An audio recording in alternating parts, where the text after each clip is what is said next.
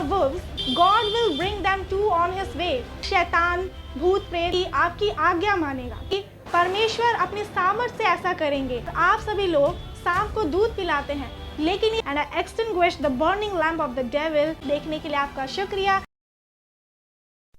Praise the Lord, नमस्कार। You people are in despair and are saying that when will our sorrow, pain end? आप सभी लोग निराशा में हैं और आप कह रहे हैं कि हमारा दुख दर्द कब खत्म होगा and who will take away this pain of ours?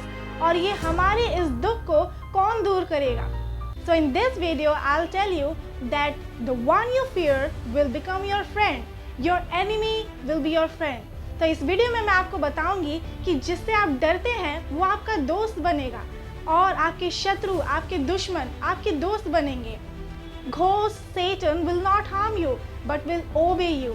और शैतान, भूत प्रेत वो आपकी हानि नहीं करेगा, वो आपको नुकसान नहीं पहुंचाएगा, बल्कि आपकी आज्ञा मानेगा। They will recognize you that you are the son and daughters of God। वो आपको पहचान लेंगे कि आप परमेश्वर के बेटे या बेटी हैं। So watch this video till the end। इस वीडियो को अंत तक देखते रहिएगा।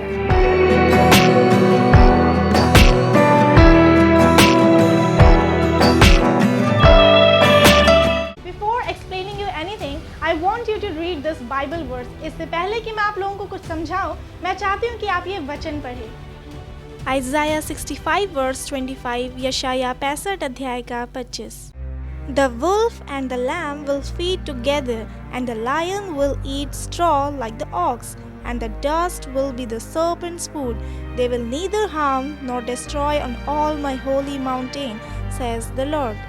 भेड़िया और मेमना एक संग चरा करेंगे, और सिंह बैल की नाई भूसा खाएगा, और सर्प का आहार मिट्टी ही रहेगा।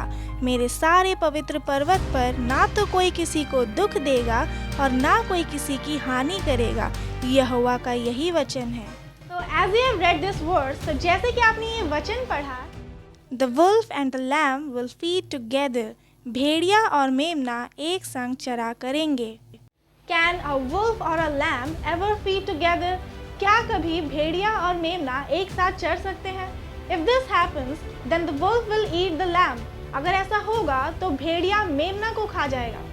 And here the wolf refers to those who do not follow the path of God and obstruct the life of God's people, so they don't move forward।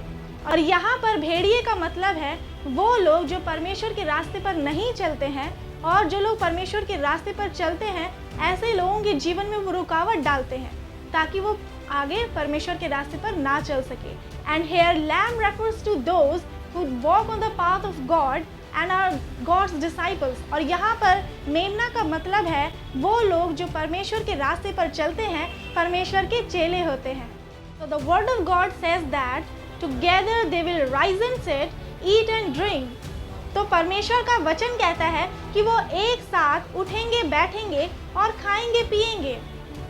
Which means that those who are wolves, those who do not walk on the path of God, God will bring them too on His way। तो जिसका मतलब है कि जो लोग भेड़िया हैं, जो लोग परमेश्वर के रास्ते पर नहीं चलते हैं, परमेश्वर उन्हें भी अपने रास्ते पर ले आएंगे। And God will do this by His power। Because with men this is impossible, but with God everything is possible। क्योंकि परमेश्वर अपने सामर्थ्य से ऐसा करेंगे, अपनी शक्ति से ऐसा करेंगे। क्योंकि मनुष्य से, हम इंसानों से ये नहीं हो सकता, लेकिन परमेश्वर से सब कुछ हो सकता है। Now let's see what the word of God says next। अब हम देखते हैं कि परमेश्वर का वचन आगे क्या कहता है। And the lion will eat straw like the ox, and dust will be the serpent's food। और सिंह बैल की नाई भूसा खाएगा, और सर्प का आहार मिट्टी ही रहेगा। So here the lion and the snake refers to Satan। तो यहाँ पर सांप और शेर का मतलब है शैतान। And as we all know that the lion eats the meat, but it's a curse from God that the lion won't eat meat but straw like the ox। और जैसे कि आप सभी लोग जानते हैं कि शेर मांस खाता है, लेकिन ये परमेश्वर की ओर से श्राप है कि वो मांस नहीं खाएगा बल्कि बैल की तरह भूसा खाएगा।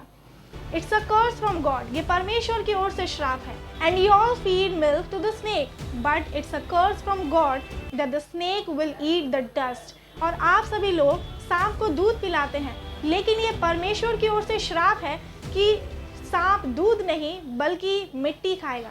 It's a curse from God, ये परमेश्वर की ओर से श्राप है। Now let's see what the word of God says next. अब हम देखते हैं कि परमेश्वर का वचन आगे क्या कहता है। They will neither harm nor destroy on all my holy mountain, says the Lord. मेरे सारे पवित्र पर्वत पर ना तो कोई किसी के दुख देगा और ना कोई किसी की हानि करेगा। यहोवा का यही वचन है। As you have read this verse, it means that whoever walks on the path of God, there will be no sorrow for them, and no devil, ghost or enemy will be able to harm them. तो जैसे कि आप लोगों ने ये वचन पढ़ा कि जो कोई परमेश्वर के रास्ते पर चलेगा उनके लिए कोई दुख नहीं होगा और कोई भूत प्रेत, शैतान, दुश्मन उनकी हानि नहीं कर पाएगा। It's a promise from God, ये परमेश्वर की ओर से वादा है। So you don't need to worry or fear about anything. तो आप लोगों को किसी भी चीज़ से डरने की ज़रूरत नहीं है और ना ही कोई चिंता करने की ज़रूरत है। God works for you people so that you should not have any sorrow और any trouble. He has promised you. परमेश्वर आप लोगों के लिए काम करते हैं ताकि आप लोगों को कोई परेशानी ना हो, कोई दुख ना हो। परमेश्वर की ओर से ये वादा है। And God can do everything with His power. और परमेश्वर अपनी सामर्थ्य से, अपनी शक्ति से सब कुछ कर सकते हैं। Now I pray, whatever pain or sorrow you have in your life, may it end in Jesus' name, and may your sorrow be turned into happiness. And I set the snake and the lion on fire, blind it, and I turn it into ashes, and I extinguish the burning lamp of the devil, and I hide you all with the precious blood of Jesus. May Lord protect you from every evil things. I pray in the name of Jesus Nazareth. Amen. Hallelujah. अब मैं प्रार्थना करती हूँ आप सभी लोगों के जीवन में जो दुख है, पीड़ा है, वो खत्म हो जाए यीशु मसीह के नाम में, और आपका दुख सुख में बदलने पाए। और मैं सांप और शेर को आग लगाती हूँ, जला देती हूँ, राख बना देती हूँ, अंधा बना देती हूँ और शैतान के जलते दिए को बुझा देती हूँ। और परमेश्वर आप सभी की रक्षा रखवाली करे। प्रभु यीशु के लहू से आप सभी को छुपा देती हूँ। परमेश्वर आपको हर बुरी चीज़ों से बचाए, आपकी रक्षा करे। मैं विनती करती हूँ यीशु मसीह के सामर्थी नाम में। Amen. Hallelujah. Now you can comment below and tell are you a wolf or a lamb. अब आप मुझे नीचे कमेंट कर बता सकते हैं कि आप भेड़िया हैं या फिर मेमना है।